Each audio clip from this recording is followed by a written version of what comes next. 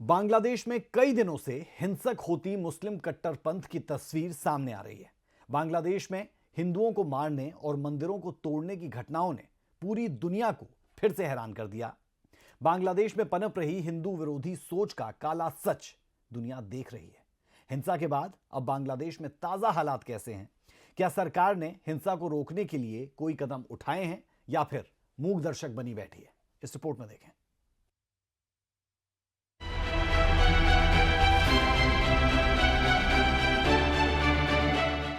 पांच अक्टूबर यानी कि बांग्लादेश के लिए काला दिन। 5 अक्टूबर को बांग्लादेश में तख्ता पलट होने से मानो वहां भूचाल आ गया। शेख हसीना को अपने ही देश से भागकर जान बचानी पड़ी। तख्ता पलट होने के बाद मुस्लिम कट्टरपंथी विचारधारा बांग्लादेश में हावी हो गई और फिर शुरू हुआ बांग्लादेश में हिंसक आंदोलन, जिसके चलते वहां रह रहे अल्पसंख्यकों को निशाना बनाया जाने लगा। हिंदुओं को टारगेट किया जाने लगा, मंदिरों पर पथराव किया गया, लोगों के साथ मारपीट की गई। कई दिनों पर इस तरह की घटनाओं ने बांग्लादेश में पनप रही मुस्लिम कट्टरपंथी सोच का काला चेहरा दुनिया के सामने ला दिया। बावजूद इसके वहां की सरकार हिंदुओं की सुरक्षा के लिए कोई ठोस कदम उठाती नहीं दिख रही है। 1 महीने से ज्यादा बांग्लादेश में हिंसा चली और वहां की सरकार मूक बधिर बनी रही। लेकिन अब बांग्लादेश की सरकार का कबूलनामा भी सामने आया है। बांग्लादेश की सरकार ने माना है कि तख्ता पलट होने के बाद वहां पर अल्पसंख्यकों को निशाना बनाया गया। शेख हसीना की सत्ता जाने के बाद देश भर में सांप्रदायिक हिंसा हुई। हिंसा की घटनाओं के बाद 88 मामले दर्ज किए गए।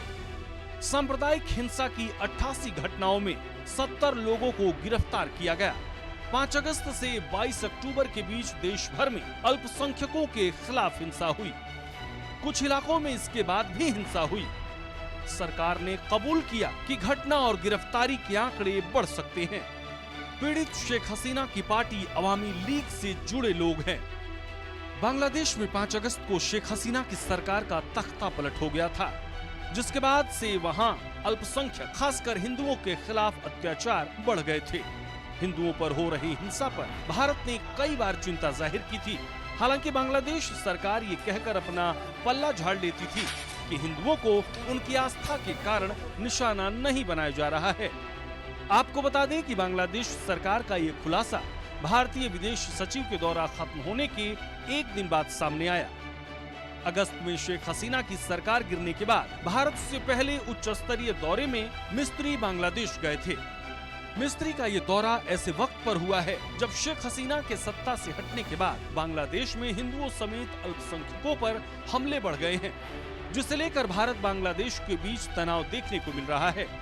इसी तनाव के बीच विदेश सचिव सोमवार सुबह ढाका पहुंचे, जहां पर कुर्मीटोला एयरबेस पर विदेश मंत्रालय की महानिदेशक इशरत जहां ने उनका स्वागत किया। बहरहाल ऐसे वक्त में भारत की ओर से हिंदुओं को लेकर चिंता जाहिर तो की गई है। अब देखना होगा कि बांग्लादेश सरकार हिंदुओं और वहां के अल्पसंख्यकों को लेकर क्या योजना बनाती है। कैसे बांग्लादेश में शांति हो, कैसे वहां के लोग डर के साए से बाहर निकलें। इसके लिए बांग्लादेश सरकार को कट्टरपंथी सोच से बाहर निकलना होगा। ब्यूरो रिपोर्ट, सूर्या समाचार।